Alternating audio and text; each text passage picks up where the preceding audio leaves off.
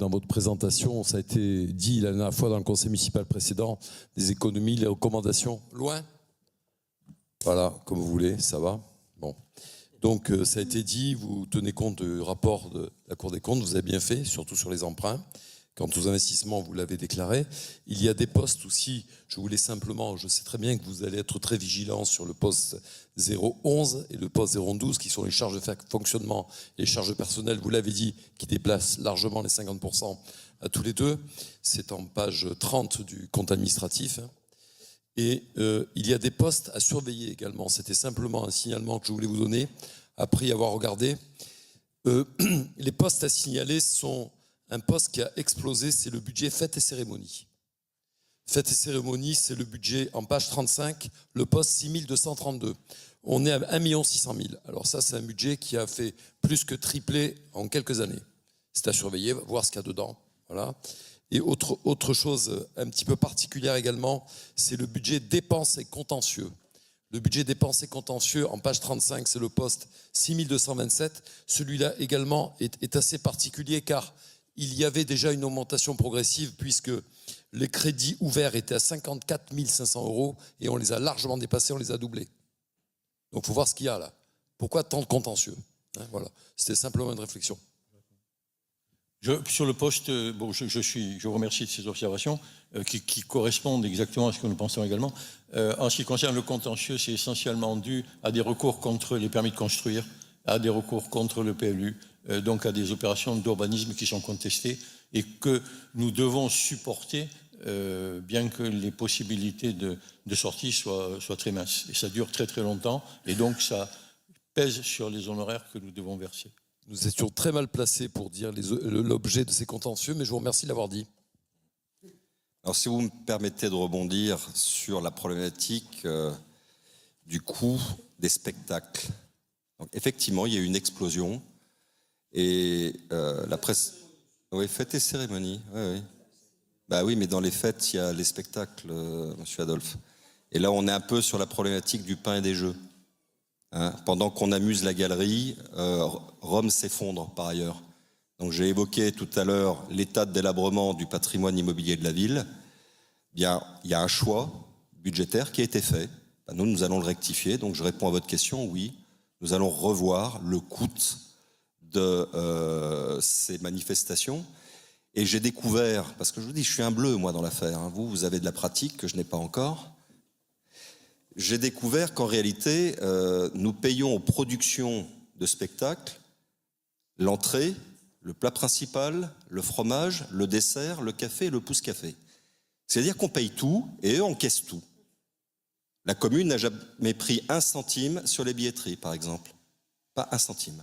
Nous mettons à disposition les infrastructures, ils prennent la billetterie et nous avons en plus une subvention qui est versée. Ben, je pense que c'est une méthodologie que nous allons revoir. Alors je sais, monsieur Adolphe, que vous êtes un homme issu du milieu du spectacle, donc je suis sûr que vous aurez plein de bonnes idées pour nous permettre de faire des programmations de qualité sans se faire tondre, comme ça a été le cas sur le précédent mandat, car je considère qu'on s'est fait tondre. Quand vous payez tout et vous ne touchez rien, il y a toujours un gagnant à la fin, mais c'est certainement pas les finances de la ville. Voilà. Ça, c'est le premier point. Deuxième point, vous avez parlé donc du contentieux. Il y a ce fameux PLU que vous avez contesté vous-même, et je pense à juste raison. Je l'annonce dès à présent, il va y avoir en parallèle une modification et une révision du PLU. Donc pour les élus qui sont membres de la commission urbanisme, bien évidemment, je vous invite à participer aux travaux pour que nous puissions, dans la concorde, établir le futur PLU de notre ville. Alors, je ne voudrais pas me méprendre. Hein. Je ne veux pas qu'on m'embarque dans quelqu'un qui va limiter la culture. Notre équipe n'est pas là pour ça. Le budget fêtes et cérémonies, c'est un compte fourre-tout qui est des fois additionnel à la culture. Hein, voilà. En ce qui concerne, c'est un budget où on met un peu les choses qu'on ne met pas dans la culture, justement. La culture, dans les postes culturels, on les retrouvera. Le budget, là, j'ai rien à dire. Vous avez raison, il y a plusieurs modèles, plusieurs programmatiques en ce qui concerne plus modélisation sur les spectacles. Effectivement, il y a d'autres gens qui s'y connaissent ici et qui savent que selon si on fait une coproduction, une production, et là vous parliez des voyages, hôtels, restaurants, les VHR, ce qu'on appelle, eh bien il faut faire attention à tout. C'est vrai que c'est un budget qui peut exploser. On peut faire des partenariats, il y en a certains, il faut voir la dérive. Mais moi je parle vraiment du compte fêtes et cérémonies, pas la culture. Voilà. Et je vous rassure, moi la culture aussi, ça me parle énormément, puisque je pense être un homme de culture. Hein, mais la culture doit être partagée par le plus grand nombre et ne doit pas être l'apanage de quelques-uns. Donc si les quelques-uns, c'est des sociétés de production amies qui ont pu vivre grassement sur la bête, là je ne suis pas d'accord. Et j'espère, monsieur Adolphe, qu'on ne sera pas d'accord tous les deux sur cette façon de voir la culture. Moi, je discute avec. Et vous aussi. C'est parfait. Oui, madame.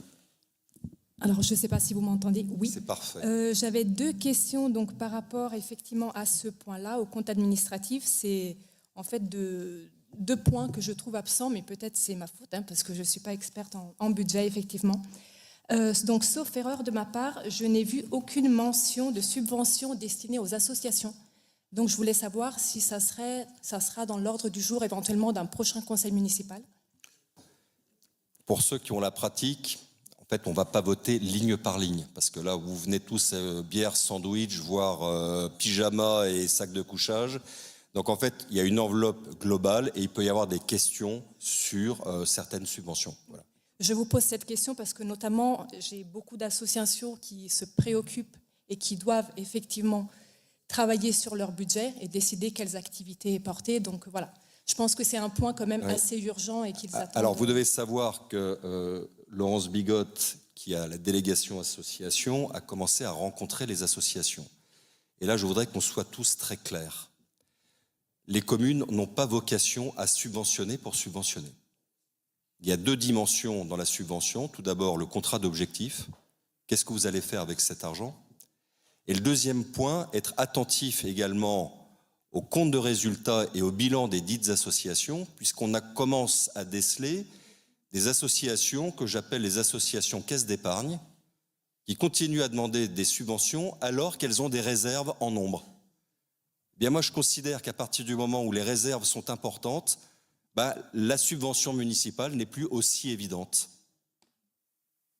Une association, sauf si elle m'explique dans son projet qu'il risque d'y avoir une très grande dépense, par exemple, imaginons l'organisation d'un tournoi international sportif, si ça n'est pas dans le plan d'action, je ne vois pas pourquoi la commune va continuer à subventionner comme elle l'a fait jusqu'à présent, alors que parallèlement, vous avez un matelas qui est en train de se constituer.